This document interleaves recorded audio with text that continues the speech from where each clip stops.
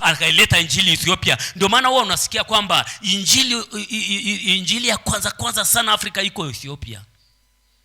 Hivi unajua Ethiopia wana Biblia yao iliandikwa pale. Ethiopia wana Biblia. Haleluya. Kwa sababu injili wakati Ukristo unasambaa kwingine, Ethiopia nako ulifikishwa na ile towashi. Kwa hiyo kuongozwa na Roho Mtakatifu ni muhimu, lakini ni mpaka huitimu katika hili somo la ushirika wa kina na Roho Mtakatifu. Haleluya. Ndio maana ni somo la muhimu sana. Nakumbuka tunakaribia mwisho, labda niwaambie tunakaribia mwisho wa somo hili. Sio leo, lakini tunakaribia mwisho sana. Na tukikaribia mwisho, na muamini Roho Mtakatifu atatupa nafasi ya kila mwenye kiu na shauku kupokea ujazo wa Roho Mtakatifu kwa upya. Tumaadhimishe Mungu kama unapataka hivyo. Haleluya. Hajalishi ulijazwa mara 20 hata mara 100, bado unazo kujazwa fresh na ukaenda kiwango kingine. Hivi unajua huwezi kumaliza Mungu. Huwezi kusema nimeshamshiba Mungu, si muhitaji tena. Ukisikia mtu anasema nimeshamshiba Mungu, anahitaji huduma. Haleluya. Huwezi kumshiba Mungu. Haleluya. Kwa hiyo endelea kupalilia kiu. Siku unasikia tunajiachilia kwa Roho Mtakatifu atujaze upya. Yaani kabla hata hujasimama umeshajazwa. Kwa sababu ataangalia kiu zilizoko ndani. Ile unanyanyuka hivi ameshakujaza. Na vipawa vitatirika vya ajabu sana, kwa sababu anawaandaa watu kwa ajili ya nyakati za mwisho. Haleluya. Kwa hiyo wengine watapokea vipawa mbalimbali. Cha kunena kwa lugha ni kila mtu atapokea, lakini wengine watapokea vipawa vya kinabii, wengine watapokea vipawa vya maneno vya maarifa, wengine watapokea vipawa vya kwenda kuhubiri injili, wengine watapokea vipawa vya uchungaji, wengine watapokea vipawa vya maneno la maarifa, wengine watapokea vipawa mbalimbali. Ya Roho Mtakatifu ni tajiri na atajiachilia kwa utajiri kwa kadiri ya mtu alivyojiachilia. Tumaadhimishe Roho Mtakatifu. Haleluya. Haleluya. Ni pamoja na kuwa na furaha, ni pamoja na kuwa na shauku. Unapokea, unajazwa, unafurika. Na kadiri unavyofurika, takataka huwa zinadondoka zenyewe. Takataka zinadondoka. Kama ni vifungo fulani vilikuwa vinakusumbua kwenye maisha yako vya dhambi, vinadondoka. Ni vifungo vya magonjwa, vinadondoka. Ni vifungo vya kukosa furaha, vinadondoka. Ni laana fulani ya kuchukiwa na watu, kila mtu akikuona toa anaangalia pembeni, vinadondoka. Maana yake ni shetani alikuvisha limaski fulani, alikuvisha likinyago fulani. Watu wakikuangalia hataki kukuona. Watu wakikuangalia wanakupisha. Watu wakikuangalia wanaangalia hivi, kwa sababu shetani amekuvisha likinyago fulani la kukataliwa. Lakini sasa linakumotika, linadondoka, unavishwa vazi la Roho Mtakatifu. Haleluya. Kwa hiyo tengeneza hiyo shauku. Unasema kazi ni ngumu, kazi ya kufanya ni ngumu. Wengine na kazi wanajua, wakasomea umekanika akafuzu, akasomea udereva akafuzu, akasomea ukapenta akafuzu, akasomea umeme akafuzu, akasomea na udereva akafuzu, lakini yuko hana namna ya kupata kipato. Kwa sababu sio jambo la kusomea tu, ni jambo la kuhakikisha kibali cha Mungu kinatembea na wewe. Sio kusomea tu, ni kibali cha Mungu kutembea na wewe. Hebu mwambie mwenzako sio kusomea tu. Mwambie sio ujuzi tu, bali kibali cha Mungu na wewe. Ndio siri ya urembo. Tumaadhimishe Roho Mtakatifu. Haleluya, haleluya, haleluya. Na hiyo inapatikana rapaka shaka paseketeke robondara shika manderesa katarababo rikandoro shindaraba kansi hantrobo koriandara rapaka shaka paseheterekapo ropo shika paseketere abada rambandoro shi hantreaboro rikandoro sikatarabako ringandara shandaraba konsingatiri aboro rokoriandara shandaraba konsihentra. Kibali hakitoki mashariki, kibali hakitoki magharibi, kibali hakitoki kaskazini, kibali hakitoki kusini. Kibali kiko ndani ya Roho Mtakatifu. Unaye Roho wa Bwana, unatembea na kibali cha Mungu. Umejaa Roho Mtakatifu, unatembea na kibali cha Mungu. Usiende kukitafuta mashariki, usiende kukitafuta magharibi, usiende kukitafuta kaskazini, usiende kukitafuta kusini. Kiko ndani ya Roho Mtakatifu. Jiachilie ndani yake na kibali unacho. Na kila mahali ambacho kibali cha Mungu kipo, njia imenyoka. Kila mahali ambacho kibali cha Mungu kipo, njia yako imepangwa. kitapasuka, hakuna wa kuzuia. Kitakachosimama kukuzuia kitadondoka. Kama ni kikubwa sana, Bwana anaanza kukivuka na ukaendelea mbele na kibali cha Mungu. Hakuna kitakachokuzuia. Mwadhimishe Mungu. Haleluya. Eti unajua siku hizi hawaolewi, siku hizi kuolewa ni shida, siku hizi kumpata mke nako ni tabu.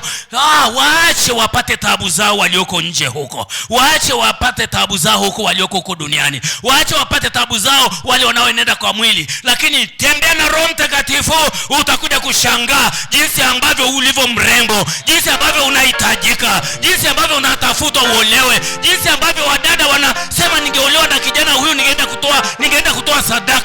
Jinsi unavyotafutwa mpaka basi, kwa sababu Roho Mtakatifu amekuweka original. Haleluya. Tumadhimishe Roho Mtakatifu. Rapa sheke pekeke rikandoro shiganda rabaka seketeke.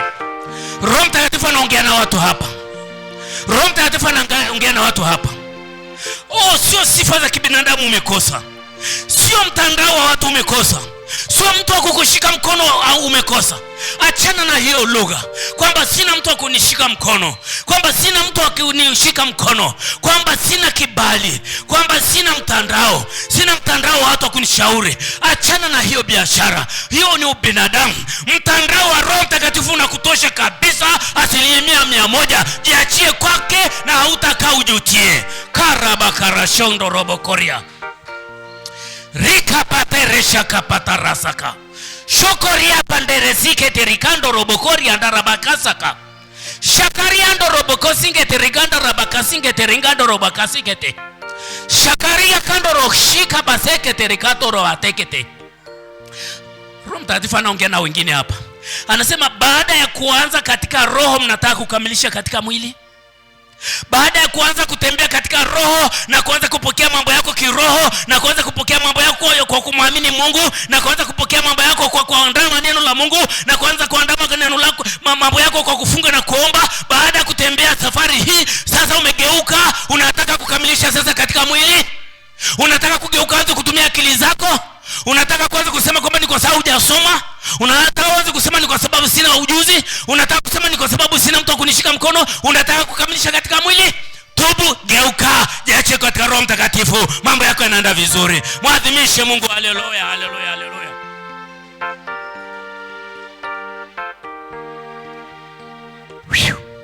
Thank you Lord Jesus. Mungu yuko mahali hapa. Roho wa Mungu yuko mahali hapa. Roho wa Bwana yuko mahali hapa. Anamhudumia kila mmoja. Tulia pale ulipo. Anakuhudumia ndani, sio nje. Ndani. Usikubali mawazo yako kupotoka kwa ujinga ule watu wanaowazia kwamba unao. Ndio huo Roho Mtakatifu anautafuta. Kama ukijiachilia kwake, utakuwa maajabu. Utakuwa maajabu katikati ya wanadamu. Atakutangaza mwenyewe kwamba huyu ni wa kwangu. Wala hutahitaji kufanya kitu watu wajue. Hutahitaji kujitangaza mpaka watu wakupe heshima. Huhitaji kujitangaza upate heshima. Roho Mtakatifu atakuheshimisha mwenyewe kwamba hiki ni chombo changu. Hata kuheshimisha kwamba mheshimuni huyu. Atakuheshimisha kwamba ni chombo changu na kanda ndani yake na namtumia anavyotaka. Hebu tumaadhimishe tena Roho Mtakatifu. Haleluya.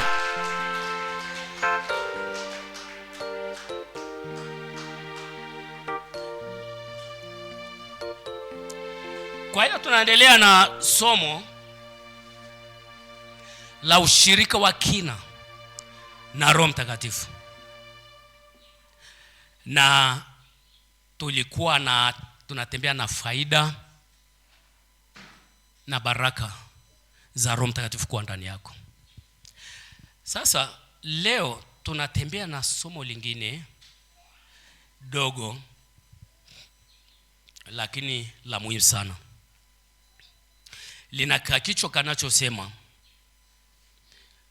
majukumu matatu kwa makundi matatu ya watu ya Roho Mtakatifu. Au ukitaka kuandika unasema majukumu matatu ya Roho Mtakatifu kwa makundi matatu ya watu. Majukumu matatu ya Roho Mtakatifu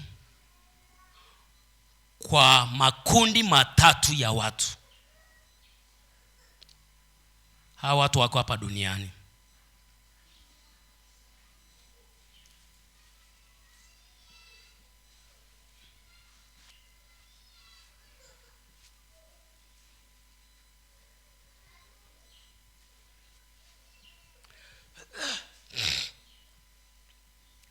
Naamini tumeshaandika majukumu matatu ya Roho Mtakatifu kwa makundi matatu ya watu, na hao watu wako hapa duniani. Unajua ni rahisi wa Kristo tukawaza kwamba Roho Mtakatifu ni wa watu waliookoka, lakini Roho Mtakatifu Mungu alimwaga hapa duniani kwa ajili, kipindi cha Roho Mtakatifu Mungu alimwaga hapa duniani, dunia yote na kwa watu wote. Tukisoma kitabu cha Matendo mlango wa 2 pale, wakati Roho Mtakatifu amekuja, wakajazwa Roho Mtakatifu, wakaanza kunena kwa lugha kwa sauti kubwa na kutabiri. Watu wengine wakakejeli, wakasema watu wameelewa kwa mvinyo. Na Petro pamoja na wale mitume 11 au 10, na yeye akiwa 11 au 11, basi kwa sababu alishamchagua yule mwingine, akasimama akiwa amejaa Roho Mtakatifu. Mstari wa 14 Petro anasema hivi, Biblia inasema, lakini Petro akasimama pamoja na wale 11, akapaza sauti yake, akawaambia, enyi watu wa Yudea na ninyi nyote mkao Yerusalemu, lijueni jambo hili, mkasikilize maneno yangu. Sivyo mnavyodhani, watu hawa hawakulewa kwa maana ni saa 3 ya mchana. Lakini jambo hili ni lile lililonenwa kwa kinywa cha nabii Yoeli. Haleluya. Mstari wa 17, hebu tuusome kwa pamoja. 1, 2, 3 go. Okay, mjaipata mstari wa 17 Matendo 2. Hamjafungua hizo Biblia zenu? 1, 2, 3 go. What has happened? Mbona msomi? Mwanze kwa sauti ya juu ndefu. Au wenye Biblia ni wachache sasa? Hebu nirudie tena. Hebu turudie. 1, 2, 3 go.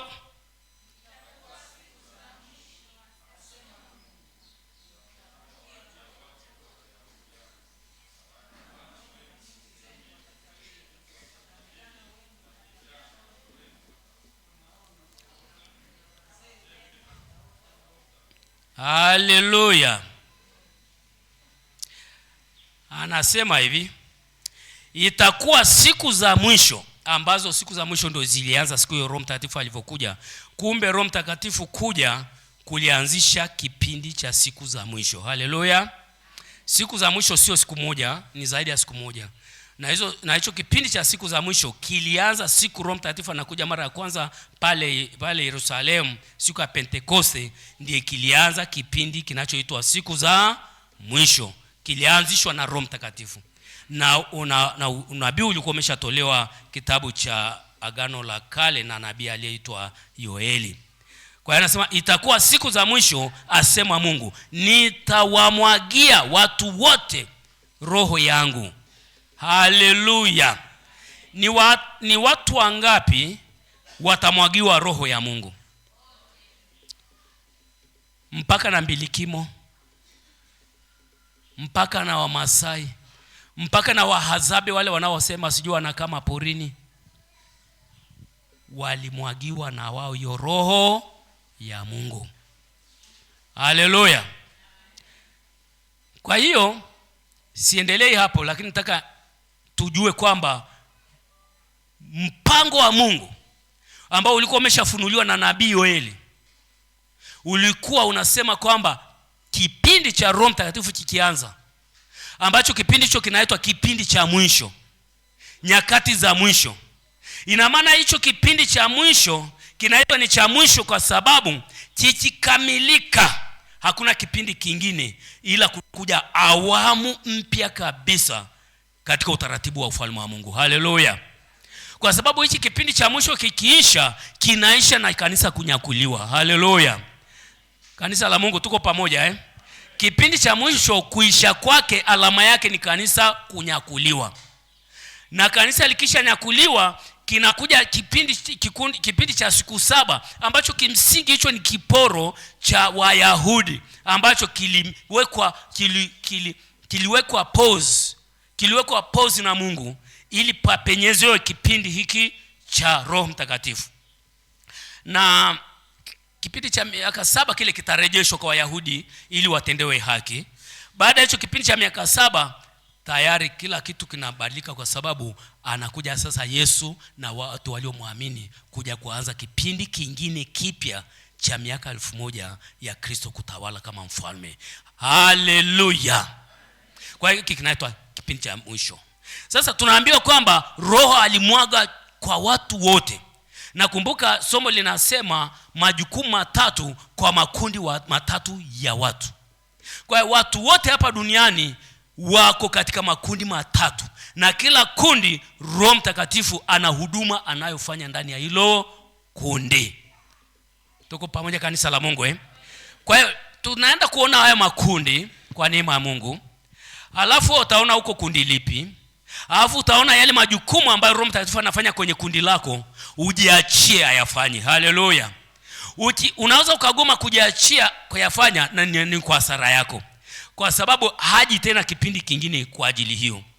Kwa hiyo ni muhimu kisha pambana huko kundi lipi, basi uangalie Roho Mtakatifu ana huduma gani kwenye hilo kundi. Alafu hilo kundi kama huko uhakikishe upelei hiyo huduma ya Roho Mtakatifu. Haleluya. Kwa hiyo kundi la kwanza ni kundi la ambao hawajaokoka. Kundi la ambao hawajaokoka.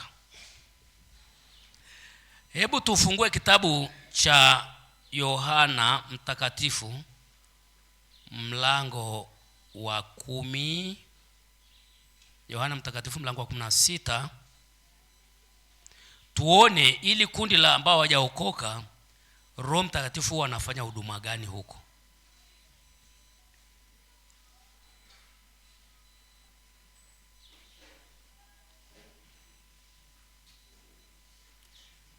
Tumefika Yohana Mtakatifu mlango wa 16 kanisa.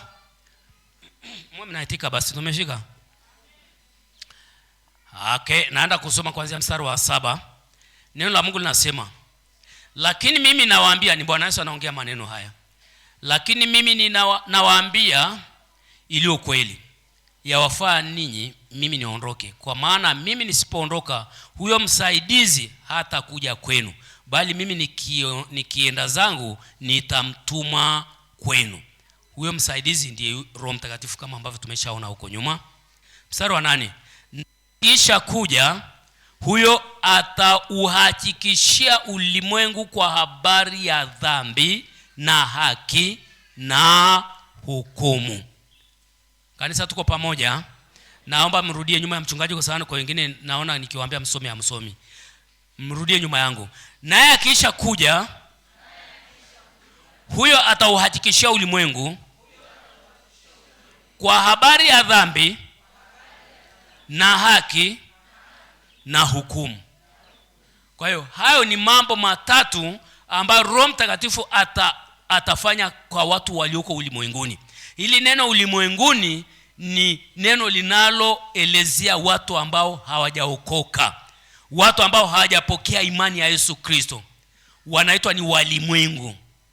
Na sisi tulikuwa ulimwenguni huko tukatolewa humu kwa injili ya Kristo. Kwa hiyo naongea habari za watu ambao hawajatolewa ulimwenguni kwa injili, kwa sababu kisha tolewa ulimwengu kwa injili huitwi tena mtu wa ulimwenguni. Kwa hiyo hata huduma ya Roho Mtakatifu haiji kufanya kazi kwako tena, kwa sababu hauko huko ulimwenguni. Kanisa tuko pamoja? Tuko pamoja kanisa la Mungu? Sasa anafanya mambo matatu, anawahakikishia. Hili neno kuhakikishia lina maana hii.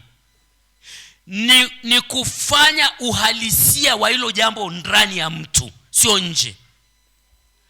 Unasema dhambi, huku nje unasema dhambi. Yeye Roho Mtakatifu analeta picha ya dhambi ilivyo, anaiumba huko ndani ya huyo mtu. Anaiona kutokea moyoni mwake dhambi ilivyo, ubaya wa dhambi, uhakika wa dhambi, na anaiona bayana kwamba hii ni dhambi. Ndio kuhakikishia. Roho Mtakatifu anachukua haki ya Mungu, anaiumba ndani ya moyo wa huyo mtu. Huyo mtu anaiona uhalisia wa haki ya Mungu ulivyo. Anachukua hukumu ya Mungu ambayo ni hukumu ya shetani, anaiumba inakuwa halisi ndani ya moyo wako. Huku nje unasema dhambi, dhambi, dhambi.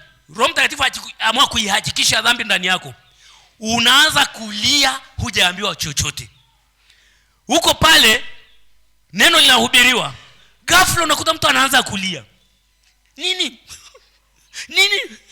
Roho Mtakatifu ameumba dhambi, akaiweka uhalisia ndani. Akaiona kumbe hiyo ndio dhambi. Kumbe hiyo ndio dhambi. Kumbe hiyo ndio dhambi. Inakuwa halisi ndani ya mtu, ndio inaitwa kuhakikisha. Anaweza kufanya kazi ni Roho Mtakatifu peke yake. Hebu tumaadhimishe Roho Mtakatifu. Haleluya. Ndio hivyo. Kwa hiyo mstari wa 9 anasema kwa habari ya dhambi, kwa sababu hawaniamini mimi. Ulimwengu unaendelea kuhakikishwa dhambi kwa sababu hawajamwamini Yesu Kristo. Yaani hawajaamini injili ya Yesu Kristo. Ngoja niwaambie watumishi wa Mungu. Haleluya. Dhambi iko moja tu ulimwenguni. Haleluya. Dhambi iko moja tu ulimwenguni. Haleluya. Kwa sababu dhambi zote Yesu alibeba akapeleka pale msalabani, si ndio?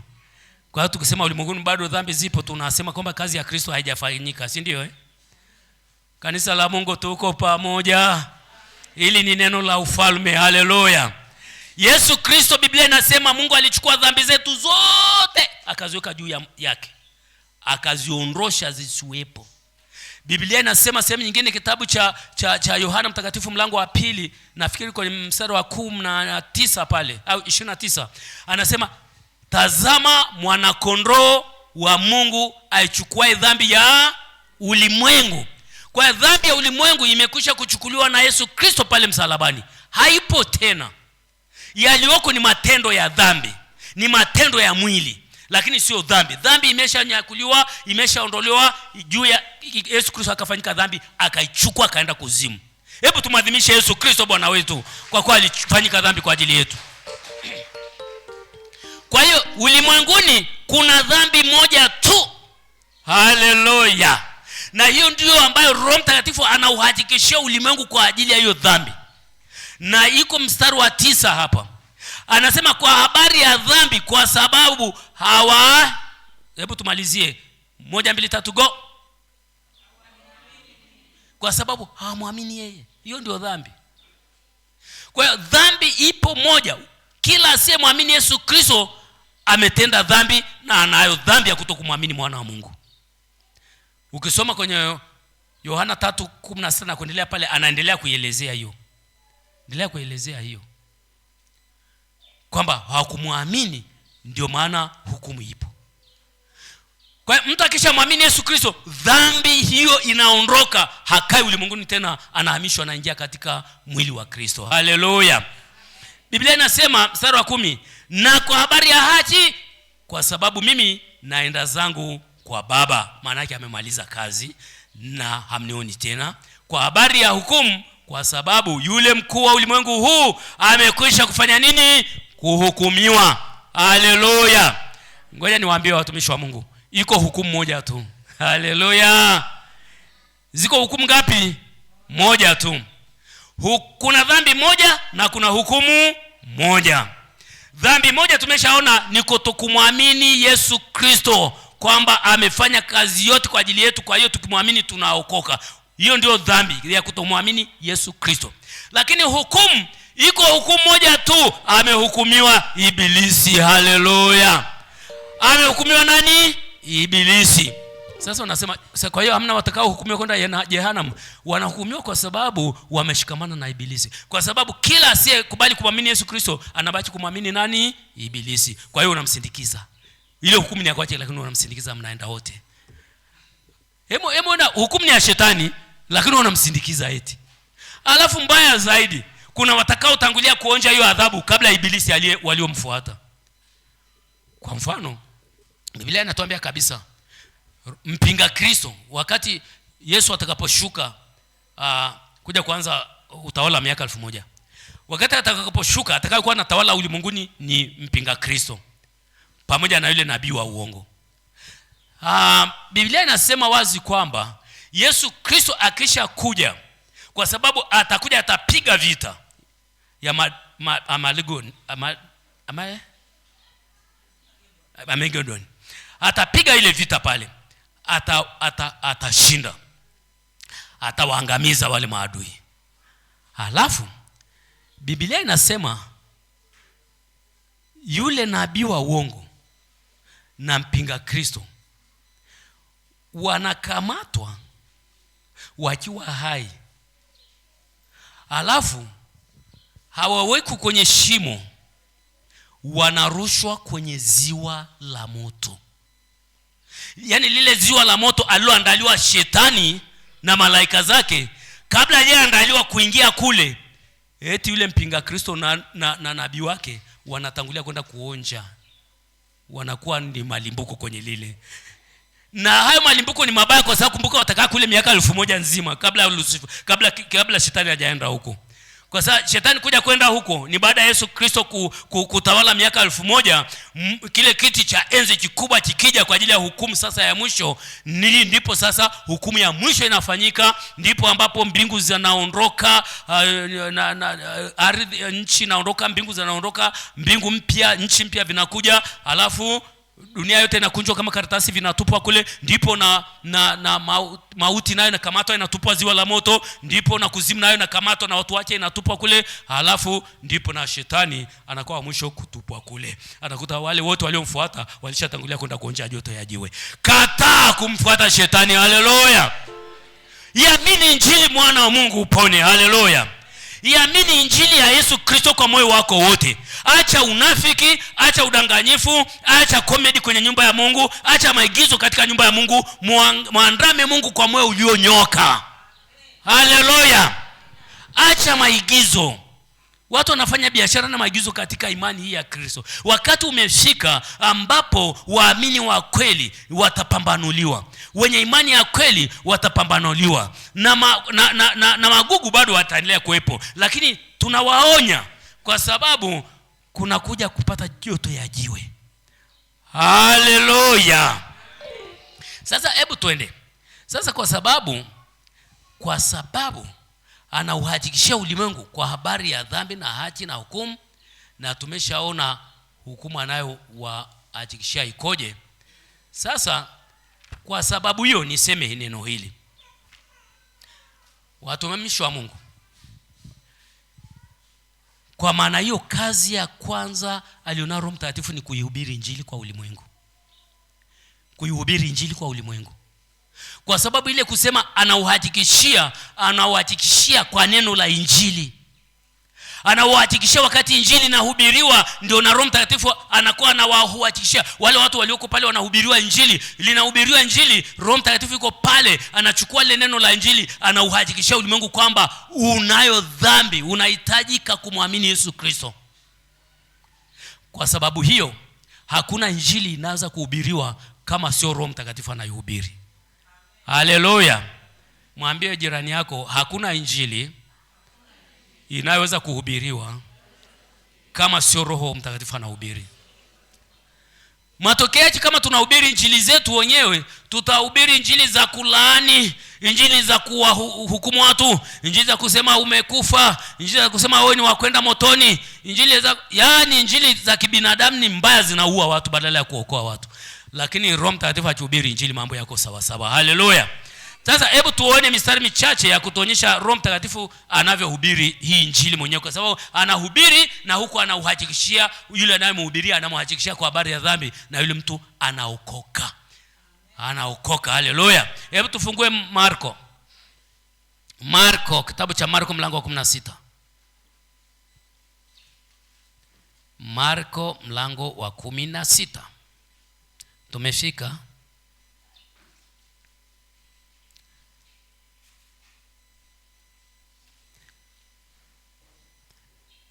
Haleluya. Kitabu cha Marko mlango wa 16,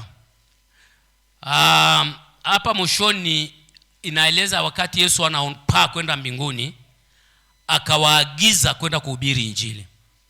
Sasa tunataka tuone walipoenda kuhubiri injili walihubiri staili gani. Kwa sababu mstari wa 16, mstari wa 15 anaagiza, anasema, akawaambia, nendeni ulimwenguni kote mkaihubiri injili kwa kila kiumbe. Umeshaona Roho Mtakatifu ni kwa watu wote na kila kiumbe ni watu wote. Haleluya. Mstari wa 16, aaminie na kubatizwa ataokoka, asiyeamini amefanya nini?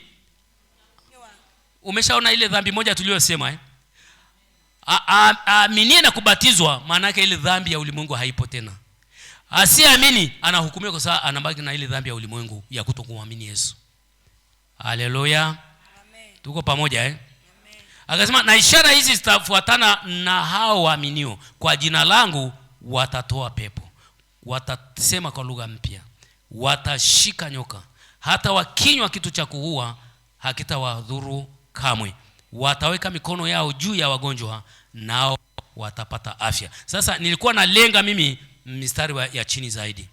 Mstari wa 19 unasema, basi Bwana Yesu baada ya kusema nao akachukuliwa juu mbinguni, akaketi mkono wa kuume wa nani? Wa Mungu. Tuko pamoja Kwa hiyo Yesu ameketi mkono wa kuume wa nani? Huko ameshaagiza wakahubiri nini? Injili kwa watu wote. Haleluya. Sasa mstari wa 20 anasema jambo hapa. Anasema, nao wale wakatoka wakahubiri kote kote, Bwana akitenda kazi pamoja nao na kulithibitisha lile neno kwa ishara zilizofuatana nalo. Haleluya. Kitu nataka tuone hapa ni kwamba wale wanafunzi walitoka kama walivyoagizwa, wakaenda kuhubiri injili sehemu ngapi? Kote. Tuko pamoja kanisa la Mungu Biblia inasema Bwana alikuwa akifanya nini wakati wanahubiri? Msiniangalie hivyo tu, nimesoma wote hapa. Biblia inasema Bwana alikuwa anafanya nini wakati wanahubiri? Akitenda kazi. Bwana akitenda kazi pamoja nao na kulithibitisha lile neno kwa ishara zilizofuatana nalo. Bwana asifiwe sana kanisa. Amen. Biblia inasema Bwana akitenda kazi pamoja nao. Bwana akitenda kazi katika ushirika na wao. Sio kwamba Bwana alikuwa hapa na wao wako hapa alafu wanafanya kazi pamoja na Bwana. Bwana akiwa ndani yao ndio alikuwa anafanya kazi pamoja nao. Wao wanatembea kwa miguu ya damu na nyama, lakini neno linalotoka ndani yao ni Bwana anatoa lile neno. Haleluya. Amen. Wakati wanawekea watu mikono ili wapate afya, Bwana yuko ndani ya ule mkono, ni anawekea wale watu mkono. Haleluya. Amen. Wakati wanafanya nini? Wanashika nyoka, Bwana ndiye yuko kwenye ule mkono anashika nyoka. Wakati wanatoa pepo, ni Bwana yuko kwenye kile kinywa analiambia lile pepo toka. Na kuna linaloshindikana kwa Bwana. Swali linakuja, huyu Bwana ni nani? Kwa sababu sasa Bwana si tumeambiwa ameketi mkono wa kuume wa Mungu Baba kwa mujibu wa ile andiko hapa. Amen. Kanisa la Mungu tuko pamoja? Amen. Tuko pamoja kanisa la Mungu. Mwe mnaitika sasa. Haleluya. Amen. Neno limesema hapa Bwana akaketi mkono wa kuume wa Mungu. Na hapa tunaambiwa Bwana akawa anatenda kazi pamoja nao. Sio kwamba aliwaagizia nguvu ya kutenda kazi pamoja nao. Bwana mwenyewe akawa anatenda kazi pamoja nao. Huyu Bwana ni nani? Swali ndio hilo nimeuliza, tamka huko. Ni nani huyu Bwana? Ni Bwana ni huyu? Huyu Bwana ni nani? Semeni kwa nguvu Mungu awasikie mbinguni. Roho Mtakatifu ndiye Bwana ambaye alikuwa ndani yao, anatenda kazi pamoja nao, kwa sababu ndiye aliyewajaza pale siku ya Pentekoste. Hebu tumadhimishe Mungu. Haleluya. Kwa hiyo tunaona injili haiwezekani kama anayehubiri sio Roho Mtakatifu. Kwa sababu Roho Mtakatifu akianza kuihubiri, kwanza hata uwa watu. Unajua kuna hubiri injili, tunahubiri huku tunaua. Unahubiri injili unatoka kule umeacha maiti. Kwa sababu unahubiri umesha tamu kama neno ya kata watu kawaacha wanagaragara huko kaondoka zako. Injili anahubiri Roho Mtakatifu ni injili ya kuokoa, ni injili ya kufufua. Kwanza watu wameshakufa, unawaua mara ya pili tena. Yeye anahuisha na waleta kwenye ufalme. Haleluya. Anawahuisha na waleta kwenye ufalme. Kwa hiyo Roho Mtakatifu kwa sababu ndiye anahubiri, anauhakikishia. Ndio maana hapa akatumia neno akasema Bwana akilithibitisha lile neno. Haleluya. Alikuwa anathibitisha hili neno nani? Roho Mtakatifu. Kwa hiyo Roho Mtakatifu ndiye anathibitisha neno. Kwa hiyo sasa ukihubiri injili ukaona hakuna anayethibitisha hilo neno, wala tusijione huruma. Tuseme tu ukweli kwamba hapa ni mimi nihubiri, Roho Mtakatifu hajafanya nini? Hajahubiri. Kwa sababu tutamsingizia Roho Mtakatifu uongo tukisema Roho Mtakatifu amehubiri na huko hakuweza kuthibitisha ile neno. Roho Mtakatifu akahubiri, pepo likagoma kutoka. Roho Mtakatifu akahubiri, yule mgonjwa hakupona. Alafu bado tunasema Roho Mtakatifu katenda kazi zake. Si hatumsingizie jamani, tuache uongo. Hebu mwambie jirani yako tuache uongo, kanisa la Mungu. Mwambie jirani yako watumishi wa Mungu tujifunze kuacha uongo. Mwambie jirani yako uongo unajua ni dhambi. Tukubali kuwa bayana. Tutembee na neno la Mungu. Neno linasema wakaanza kuhubiri kote kote, Roho akiwa nao anahubiri nao. Na huko anahubiri nao anathibitisha ile neno. Anathibitisha neno, wakiweka mkono juu ya mgonjwa, homa imeondoka. Akinyoshia mkono kwenye pepo limetoka. Akikutana na huyo akifanya hivi amepona. Ishara miujiza inafanyika. Anathibitisha. Sasa tukisema tumehubiri, halafu hakuna hata kimoja kimefanyika, Roho Mtakatifu amehubiri. Hatusemi uongo hapa, tujifunze kuacha uongo. Sema kuanzia leo natubu, nageuka kwa roho ya toba, sitamsingizia Mungu kwamba anasema anatenda kazi, kumbe ni mwili wangu unatenda, kumbe ni udini unatenda. Nimetubu, nimepokea rehema, nimepokea utakaso. Kuanzia leo kweli yangu ndio nitakayosimamia. Kweli ni kweli, ndio ni ndio, hapana ni hapana. Ndio. Kama Roho Mtakatifu hayuko pale, sema nimempelea Roho Mtakatifu. Kimya hata kama sasa utaje, nenda tu pembeni mwambie Roho Mtakatifu ukweli nimekupelea. Nisitaki kusema uongo juu ya kweli. Nimekupelea. Kwa sababu nisingekupelea, kwa nini ile pepo naliambia toka linaambia lisitoki? Kweli Roho Mtakatifu ulisha mbona hata katika mazingira ya Yesu sioni mahali ambapo pepo limemwambia stoki. Kama Yesu aliwahi kukemea pepo zaidi ya mara 2, yani pepo mahali ambapo labda tukitafuta maandiko sana, labda tunaweza kukuta mahali alikemea pepo labda mara 2 tu. Lakini mara nyingi alikuwa ni mara 1 tu. Na mara nyingi alikuwa hata kukemei. Ile linafika tu limeanza kugaragara. Unatufuata, unataka tuanze kututesa kabla ya siku zetu. Ondoka. Sasa huyo yuko ndani yetu, hata tunasingizia Bwana kazitenda kazi zake, pepo limegoma kutoka. Tuache uongo. Mungu anataka tutubu kuanzia askofu mkuu mpaka mshirika anayeokoka leo. Tukubali kwamba tulikuwa tunaenda kwa jinsi ya mwili. Haiwezekani Roho Mtakatifu anahubiri injili afu watu hawaokoki. Mtu anaokoka anakuja kanisani na dhambi zake zote amezibeba, hajafunguliwa hata na moja. Anakaa pale, pengine umemtishia kumwambia utakufa, jehanamu ni moto, inawezekana usiku huu usiishi. Akasema hofu ikamsukuma akaja akaokoka. Akaja kanisani lakini dhambi zake zote ameketi nazo pale. Kama ni uzinzi anatembea nao, wizi anatembea nao, uaji anatembea nao, ujambazi anatembea nao. Amekaa pale. Ameletwa na hofu zako tu, lakini Roho Mtakatifu hajamhubiria injili, kwa sababu mhubiria zinapukutika na zile dhambi, anakaa hapa amefunguliwa. Hebu tumwadhimishe Roho Mtakatifu. Haleluya, haleluya, haleluya. Roho Mtakatifu anataka kuanzisha kizazi cha kanisa ambacho kweli ni kweli, uongo ni uongo, ndio ni ndio, hapana ni hapana. Kubali kwamba hapa nimempelea Mungu, ukamtafute Mungu apatikane, kuliko kujidanganya kwamba Bwana anatenda tu mpendwa. Yaani tunatakiwa tufike hapa Ijumaa. Huji Ijumaa unafanya shughuli zako nyumbani, unasema nimeokoka, naenda mbinguni. Mbingu hiyo ya kwa mfano iko kwa upande wapi? Iko kaskazini, iko mashariki, iko kusini? Yaani tunasema Ijumaa tuko hapa, tumekubaliana kanisa tukutane hapa, tumefunga, tunaomba. Tena mwingine unapangiwa kabisa kuja kusimamia kipindi, alafu unasimamia biashara zako, unasimamia kula yako, unasimamia starehe zako, huje si ulipangwa kusimamia kipindi. Niko busy, unajua niko busy. Wangeniuliza ningewaambia tu sitaweza. Alafu unasema naenda mbinguni, naelekea Kanani. Kanani iko kona gani? Tunaelekea Kanani. Tunaelekea Kana. Tuache dini ndani ya wokovu. Tuache dini ndani ya wokovu. Mwambie jirani yako, acha dini ndani ya wokovu.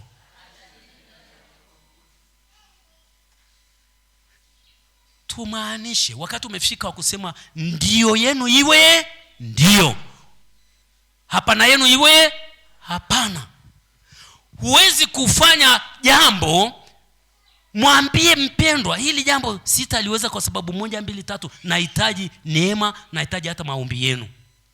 Lakini usiseme ndio, unasema kwani nisipofanya nani ataniambia?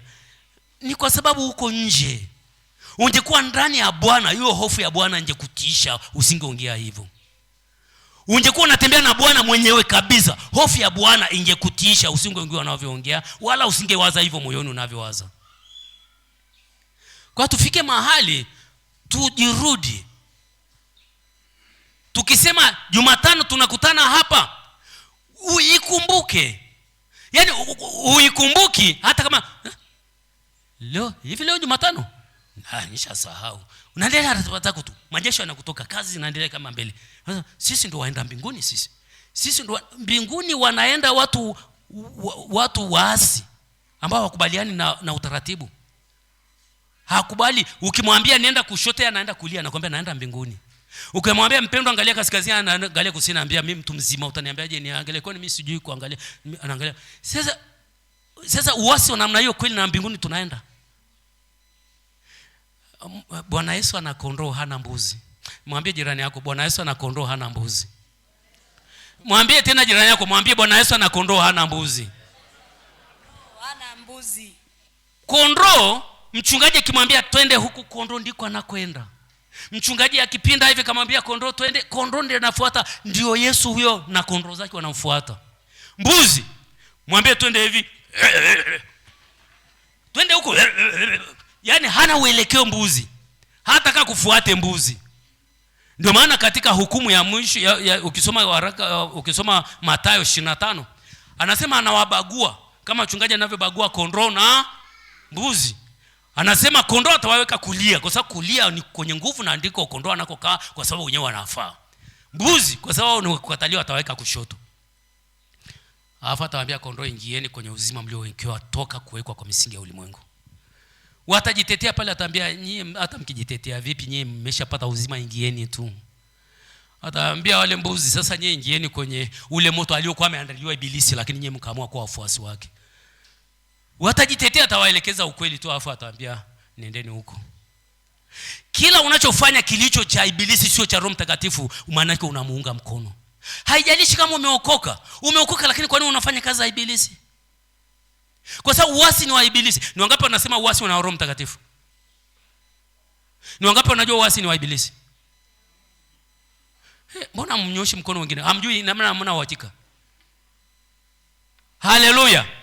Ufike wakati katika nyumba ya Mungu tuongee kama Roho Mtakatifu anavyotaka tuongee. Kwa sababu hii ya kufanya hivi kunafanya tuwe na walokole ambao ni wanatia huruma mbele za Mungu. Watu wanaitwa walokole, lakini kila Mungu akiangalia anasema jamani, kwa nini mmeniharibia namna hii? Mungu anapenda wawe watu 3 watu waliokoka wanaobeba Mungu wanatembea na moto unatembea, kuliko watu 1000 wamejipanga pale. Ni wasanii, ni watu wa mwilini, ni watu wapiga dili kama kawaida, wamejaa pale wanasema tumeokoka, tuelekea Kanaani. Mungu, msifikiri Mungu anapendezwa na hayo. Wakati umefika kufanya maamuzi kwa mara ya pili, unataka kweli uongozi na Roho Mtakatifu au unataka kumuongoza Roho Mtakatifu? Kuna watu wanamuongoza Roho Mtakatifu. Kwa mfano, kwa sababu umepata kipawa cha kunena kwa lugha, unaingia naenda kuomba. Rikapateresha kapatarasaka, na huko kwenye uasi. Umeambiwa njoo mpendwa tuje tuombe huko. Kwani lazima niombe na wao? Mimi naombea huko. Rikapateresha kapa, ile kukataa kusema mimi naombea huko ni uasi. Sasa hicho unachonena unanena kitu gani? Wapendwa, tukutane huku, siji na shughuli zangu. Alafu jioni umejikunja rapa kasha. Angalau ungepata hata neema kusema Bwana napokea rehema, kweli leo ilitakiwa niwe sehemu fulani, wenzangu wameenda, mimi sikuenda kwa sababu hilo alipo, kwa sababu ndio yani utiishi wa Bwana huko ndani yako. Rikapetesha na majasho juu. Ni ulokole wa namna gani hiyo? Unanena ndani ya uasi. Unawaza kwamba unanena katika Roho Mtakatifu. Hamna. Unaweza ukanena kwa nafsi yako na sio Roho Mtakatifu. Yale maneno hayatoki kwa Roho Mtakatifu. Bwana Yesu aliposema kuna manabii wa uongo, alisema hawatafanya ishara. Kanisa, naongea na kanisa sasa. Bwana Yesu aliposema kuna manabii wa uongo watakuja, alisema hawatafanya ishara? Alisema hawatatoa unabii? Alisema hawataponya wagonjwa? Lakini akasema ni manabii wa uongo, na akasema nitawaambia ondokeni kwangu nisiowajua mimi. Kisa hawakubali waongozwe na Yesu, wanataka muongoze Yesu. Wakati umefika wa mwaka huu wa kuongozwa na Roho Mtakatifu, ukubali kuongozwa na Roho Mtakatifu. Kuna mambo ya msingi ya mwanzo sana. Kubali unyenyekevu. Unajua unaweza ukawa kanisani ukawa sio mnyenyekevu. Hebu niambie, kanisa ni familia ya Mungu. Na Mungu amemweka mchungaji awe chombo. Yaani chombo kabisa. Yaani chombo kama libakuli. Yeye anakaa huko ndani. Sasa akiwa pale, kwa sababu hawezi kukaa kama Mungu hapa, anakaa ndani ya chombo. Alafu mchungaji anakuambia leo hatuna mtu wa kutusaidia kutuongoza kipindi cha maombi, hebu kasimame pale utuongoze kanisa. Unasema mimi hapana, mimi siwezi, mimi sitaki. Lakini Mungu anajua unaweza. Uasi wa namna hiyo unatokaje kwenye kanisa? Unyenyekevu ni wa muhimu, kwa sababu unajua sio unayetenda, nani anatenda. Hivi ufahamu ukiwepo kama ni yeye anatenda sio wewe, utajihurumia. Utasema siwezi. Ukishasema siwezi, maana yake umepima nguvu zako, ukapima kipawa chako, ukapima elimu yako, ukapima uwezo wako, ukasema hili nalimudu, ukasema hili silimudu, kwa sababu unatembea mwenyewe, unamuongoza Roho Mtakatifu. Lakini ukiwa ni chombo tu kisicho na chochote, kama Bwana hajaweka, unaambia kumbe mtumishi wa Bwana umeniambia nifanye hivi. Kama ingekuwa ni mimi ningesema siwezi chochote. Lakini kwa sababu umesema hivyo, ina maana Mungu alikwambia uniambie, anajua atanitumia. Mimi naenda kama nilivyo. Unasimama, Bwana anafanya nini? Anazitenda kazi zake. Tunaongea hivi, Roho Mtakatifu ameruhusu tuongee hivi kwa sababu kujazwa nguvu za Roho Mtakatifu nje ya unyenyekevu halipo. Kujazwa nguvu za Roho Mtakatifu nje ya unyenyekevu halipo. Mwambie jirani yako, kujazwa nguvu za Roho Mtakatifu. Mbona humwambii? Mwambie jirani yako, kujazwa nguvu za Roho Mtakatifu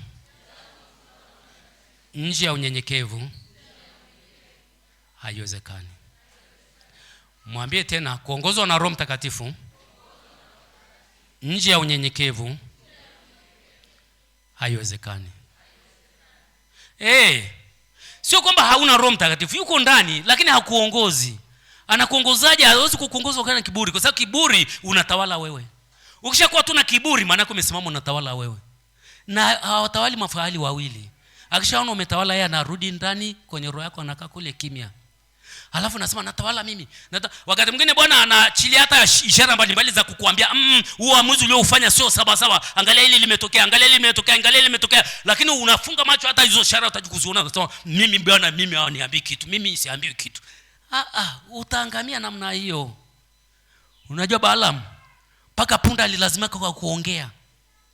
Balaam Mungu anamwambia usiende. Lakini anasema wameniambia tena niende. Wameshaniambia tena ndiye. Mungu anasema wasi namna haya, nenda. Anaenda, lakini Mungu amekasirika. Anafika njiani, yule kwa sababu yule mtumishi ameshaanza kuasi, Mungu hata hamuonyeshi tena vitu.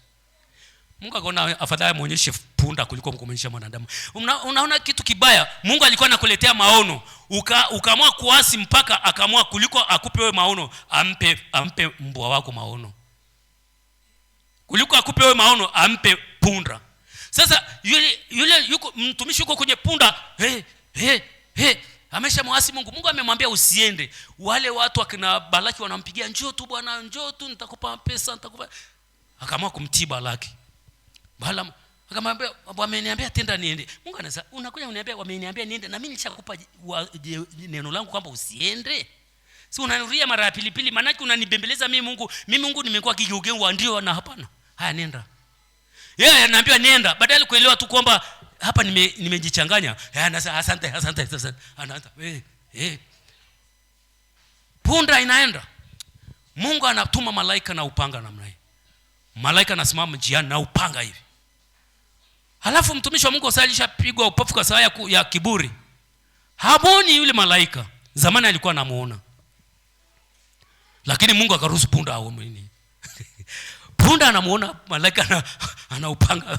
Punda akasema hapa naliwa kichwa hapa. Punda akaanza tena, punda akapita pembeni. Alipopita pembeni yule malaika akasema hiyo hamna taabu, nitakuweza tu. Akaenda mahali ambapo kuna gema, huku kuna gema, huku kuna gema. Malaika akasimama katikati na upanga.